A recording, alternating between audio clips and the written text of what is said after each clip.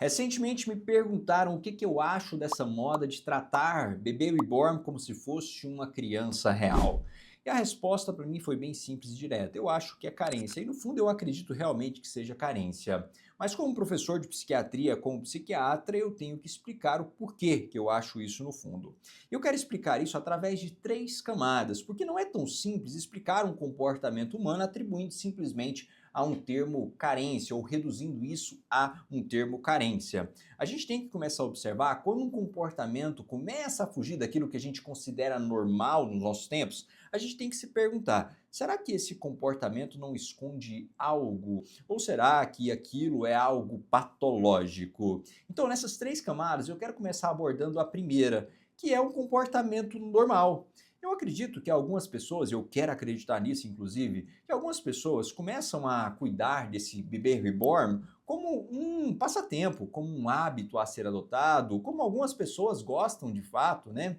De criar inclusive coleções de bebês ou coleções de várias espécies. Lógico que existem algumas situações em que vai além disso, um comportamento normal e aí moralmente ou não correto, existem algumas pessoas que aproveitam desses momentos para ter visualização na internet. A gente sabe que o Instagram não paga diretamente por visualização, mas YouTube, TikTok, eles pagam por visualizações. Então isso gera muito ibope, sem contar que eu acredito que a indústria de bebê reborns deve estar faturando horrores com tudo isso. E a segunda camada, aí sim eu acredito na possibilidade de ser um sinal ou sintoma de algum transtorno mental. Existe uma condição em que a pessoa ela quer a qualquer custo ser o centro da atenção, custe o que custar, mesmo que ela passe por momentos vexatórios, vergonhosos, ela faz isso para chamar atenção, porque ela necessita ser o centro da atenção. Inclusive recorrendo para questões de mentiras patológicas aqui. E essa condição que eu estou falando especificamente seria um transtorno de personalidade histriônica, em que a pessoa ela realmente quer chamar a atenção a qualquer custo. E uma segunda possibilidade de se tratar de transtorno mental, e confesso eu que agora eu vou forçar um pouco a barra, tá? É a possibilidade de estarmos lidando com uma variante da síndrome de Munchausen em alguns casos. O que seria essa síndrome de Munchausen? Síndrome de Munchausen é quando o indivíduo ele finge ter uma doença para receber um cuidado médico, um cuidado de saúde. E aí existe uma variante que seria a Munchausen por procuração, em que a mãe ela finge ou provoca alguma doença no filho, algum sintoma no filho, para receber o cuidado médico também, a atenção médica. Então a gente poderia, em alguns casos, encarar aqui como um Munchausen por procuração, mas levando em consideração que essa procuração seria para o bebê reborn.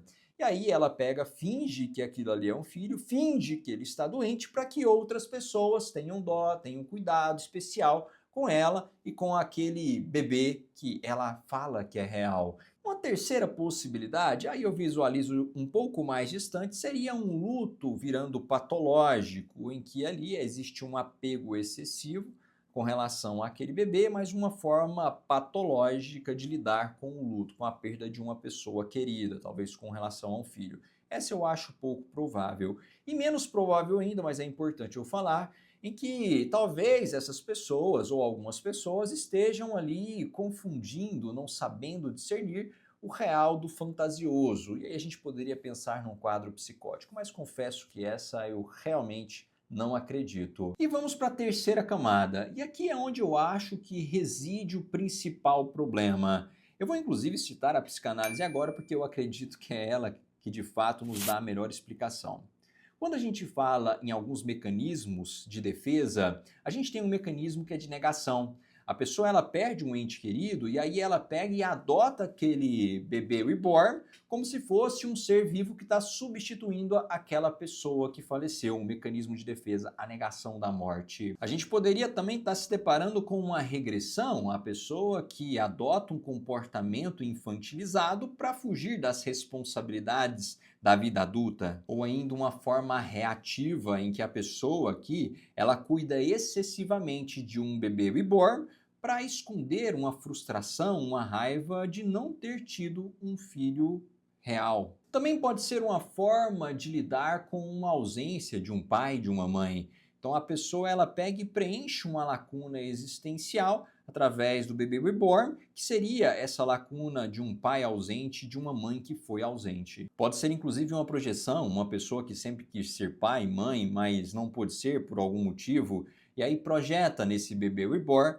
essa questão desse desejo de uma forma inconsciente. E para mim tudo isso é de fato carência, mas não carência no sentido pejorativo. A definição de carência é a ausência de algo que é necessário, que é fundamental. E nesse ponto é carência de uma questão afetiva, é carência de uma validação, é carência de uma conexão emocional. E aí usa desse subterfúgio de um bebê reborn para preencher esse vazio existencial. Na minha opinião, essas pessoas de fato estão sofrendo bastante, talvez não de uma forma tão consciente assim.